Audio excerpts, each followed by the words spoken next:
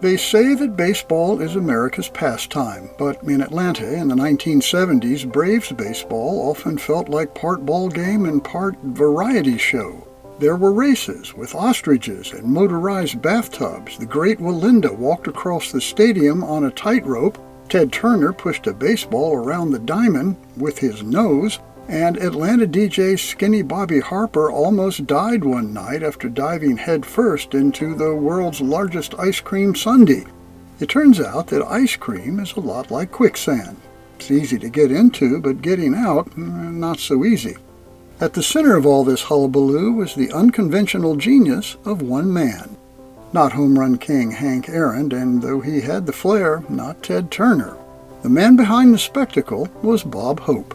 Not the comedian, but the Atlanta Braves' legendary public relations director and the mastermind behind some of the most head-turning, unforgettable promotions in Major League Baseball history.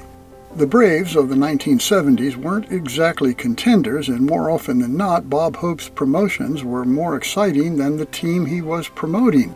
But Hope reasoned that if fans couldn't see great baseball, at least they should be able to enjoy the ballpark experience. Such was the case on July 11, 1976.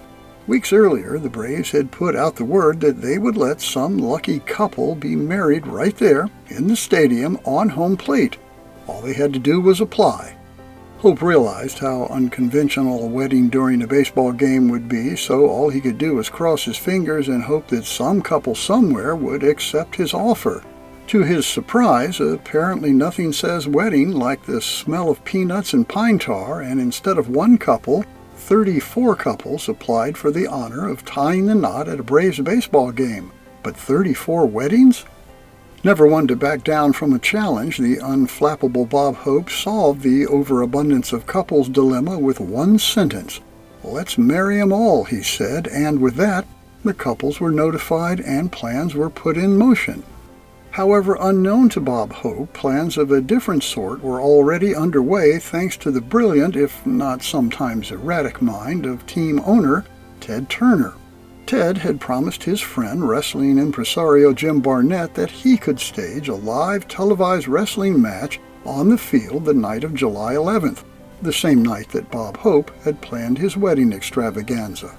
As you can imagine, telling Ted he had to cancel his wrestling match was not a conversation Hope wanted to have, but neither was canceling the wedding plans for 34 couples and their family and their friends. But weddings and wrestling? It didn't exactly go hand in hand. For Bob Hope, ever the consummate promoter, canceling either event was never even considered. He decided they would hold the mass wedding before the game, and then after the final out, the wrestlers could take the field. And to top it all off, he gave the night a name that only Bob Hope could dream up. Which is how on July 11, 1976, Atlanta Braves fans were invited to attend a night of wedlocks and headlocks.